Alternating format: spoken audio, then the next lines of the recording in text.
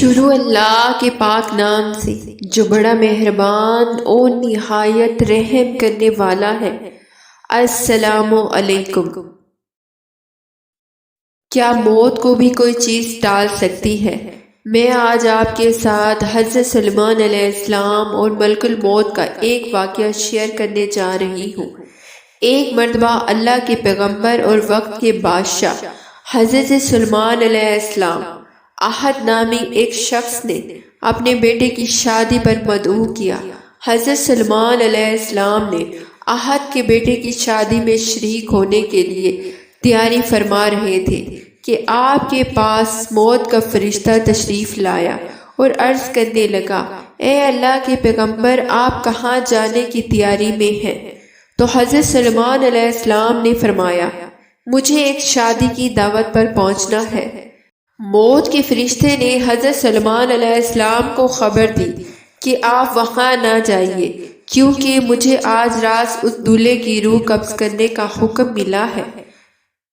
موت کے فرشتے کی یہ بات سن کر حضرت سلیمان علیہ السلام شدید غم زدہ ہوئے۔ انہیں کیا معلوم آج رات اس کی خوشی ماتم میں تبدیل ہو جائے گی۔ آپ نے شادی میں جانے کا ارادہ ترک کر دیا۔ دولہے کے والد کو حضرت سلیمان علیہ السلام کی تشریف آوری کا انتظار تھا، لیکن آپ علیہ السلام نہ پہنچے تو اسے پریشانی لاحق ہوئی کہ پتہ نہیں کیا ہوا کہ حضرت سلیمان علیہ السلام تشریف نہیں لائے۔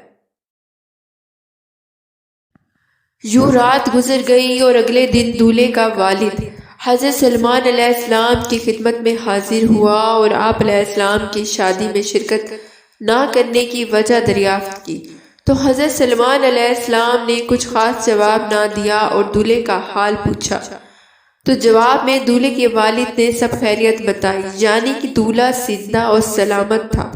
دولہے کا والد حضرت سلیمان علیہ السلام سے ملاقات کے بعد واپس لوٹا۔ حضرت سلیمان علیہ السلام نے دل ہی دل میں ملک الموت کو موضوع الزام ٹھہرایا، کیونکہ ملک الموت نے کہا تھا کہ آج رات دولہے کی روح قبض کر لوں گا اور شادی ماتم میں بدل جائے گی، اس لیے آپ وہاں نہ جائیے گا۔ مگر موت کے فرشتے نے ایسا کیوں کہا؟ حضرت سلیمان علیہ السلام اسی سوچ میں تھے کہ فرشتہ پھر سے آپ علیہ السلام کے پاس تشریف لایا اور معذرت کرتے ہوئے کہا، میں دولہے کی روح قبض کرنے جا رہا تھا، لیکن مجھے فوراً لوٹ جانے کا حکم ملا، اس لیے میں وہاں سے واپس آ گیا۔ تو حضرت سلیمان علیہ السلام نے پوچھا، ایسا کیوں ہوا کہ اللہ تعالیٰ نے اس کی زندگی کے وقت کو بڑھا دیا؟ تو موت کے فرشتے نے عرض کیا، اے اللہ کے پیغمبر، اس شادی والے گھر کے قریب سے ایک غریب بڑھیا گزر رہی تھی تو یہ تھک کر وہیں بیٹھ گئی۔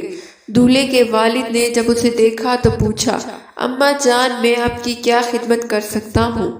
اس بڑھیا نے کہا، بیٹے، میں بہت دنوں سے بھوکی ہوں، مجھے کھانا کھلا دو۔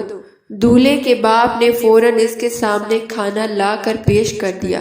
یہ کھانا کوئی عام کھانا نہیں تھا، بلکہ بادشاہ وقت اور پیغمبر حضرت سلیمان علیہ السلام کے لیے اسپیشل تیار کیا گیا تھا۔